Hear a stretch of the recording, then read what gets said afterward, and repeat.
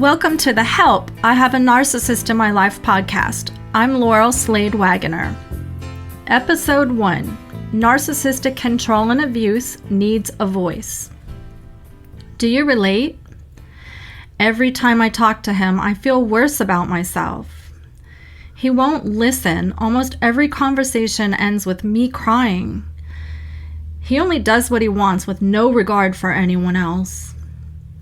There's no reasoning with him. The things that he says and does are mind-blowing. I feel like I'm losing my mind and like I'm crazy. I can't sleep, eat, or concentrate. He is sucking the life out of me.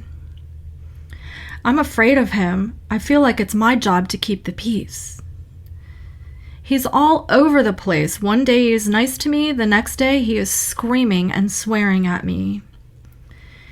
He baits me to explode and then calls me crazy. I feel like I'm going to have a heart attack.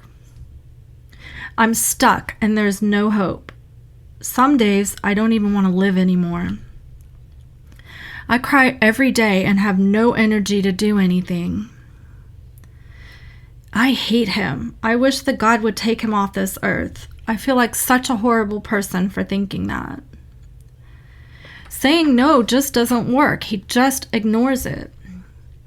If I confront him, he'll twist things and tell my kids how horrible I am.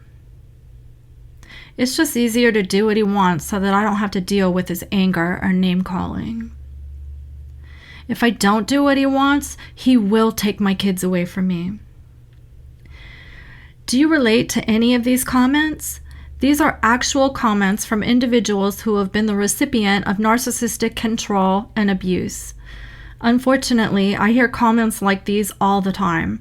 I'm a board-certified professional Christian counselor, a licensed mental health counselor, and a licensed marriage and family therapist working in private practice and have been for over 12 years in the Tampa Bay area. My main area of concentration is working with these individuals who think these thoughts because they have been victimized by a narcissistic person's continual control and abuse.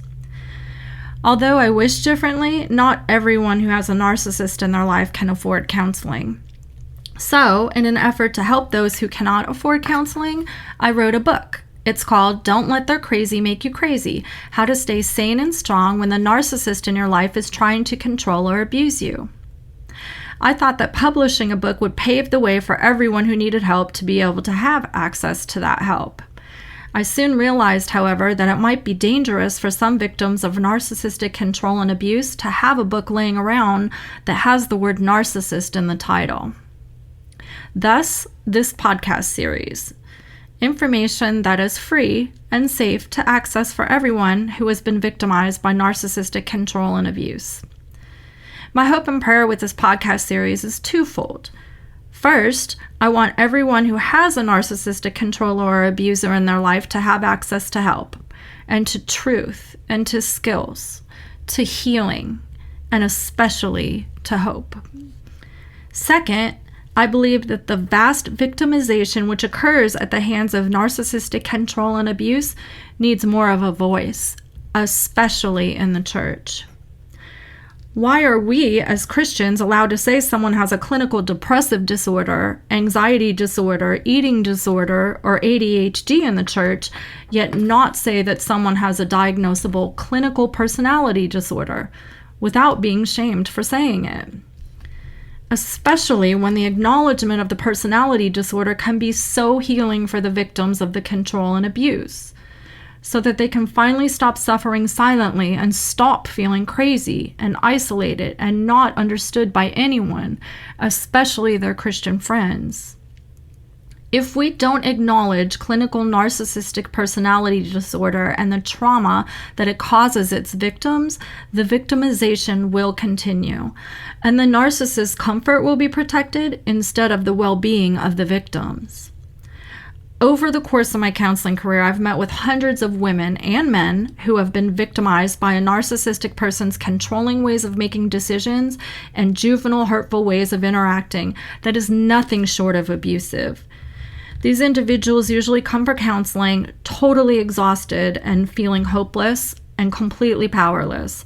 They have been robbed of self-worth and self-respect. They have been robbed of the ability to see that their lives could actually be filled with peace and love, even if the narcissistic, controlling, or abusive person in their lives chooses not to change.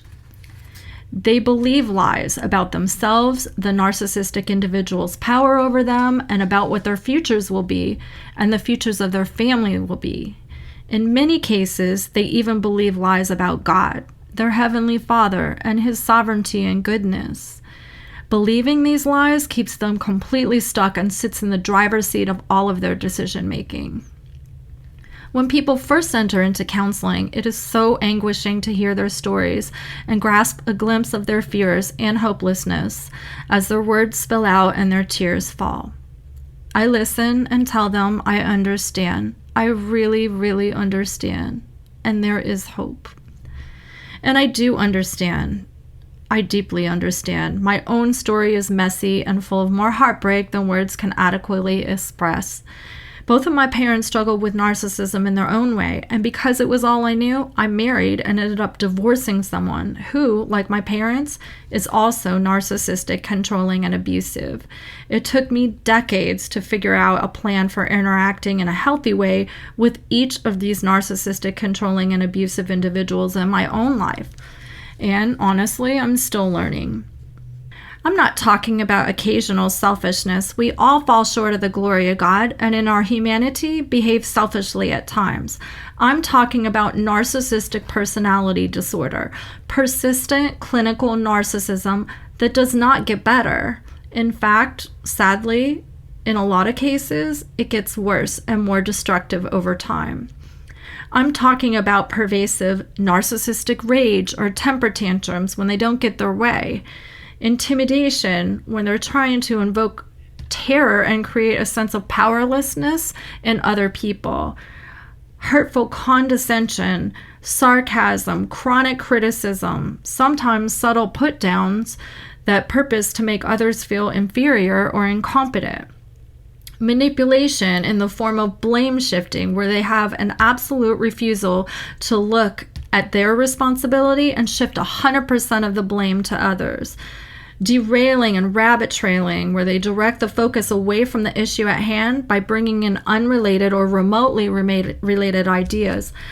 Gaslighting, where they use denial and lying and hiding, all in an attempt to make others doubt their sanity, their memory, or their perception.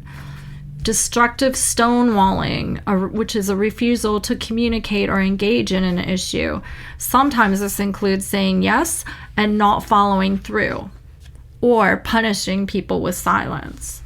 They use a lot of fogging, trying to get others to make decisions out of fear, obligation, or guilt. Overall, they treat people with a lack of empathy and chronic indifference. They have an inability to see or acknowledge how their words or actions affect others. They habitually make decisions unilaterally. They pit and triangulate, trying to create alliances. They slander, all trying to create isolation for other people and bring people in on their team. If you chronically experience any of these behaviors, you are a victim of narcissistic control and abuse. And you are who this podcast is for. When I say this podcast is for you, I really mean it. I want to address your specific questions and concerns and lessen the impact of narcissistic control and abuse together. Please email me at lslade4@verizon.net. That's lslade4@verizon.net with what you would like addressed in the upcoming podcasts. I will be reviewing the emails and addressing your issues so that awareness and healing can happen for as many victims as possible. I repeatedly tell victims who come to me for help, you are precious, you are not crazy, and you are not bad. Why? Because these are the truths they cannot see nor believe due to the narcissistic and abusive persons who, with their heinous words and behaviors, continually speak the opposite into their hearts and minds. So keep reminding yourself and repeating to yourself, as I do with my clients, You are not crazy. You are not bad. You are absolutely precious, whether you are a woman or a man, and that is the truth. Make sure to subscribe to this podcast and leave a quick rating and review on Apple Podcasts. Email me directly at lslade4@verizon.net. That's LSLADE4 at verizon.net with your questions or your topics that you would like addressed in the upcoming podcast. If you have any questions about me, my services, or would like more information on my book, Don't Let Their Crazy Make You Crazy, How to Stay Sane and Strong When the Narcissist in Your Life is Trying to Control or Abuse You, please visit my website, Slade-Waggoner That's SLADE-WAGGONER counselingservices.com. To accommodate the listeners from out of state, I am now offering phone advice sessions where we can talk through a very specific plan on how to stay sane and strong when dealing with your specific narcissist. I'll put a link below to my email and to my website. God bless.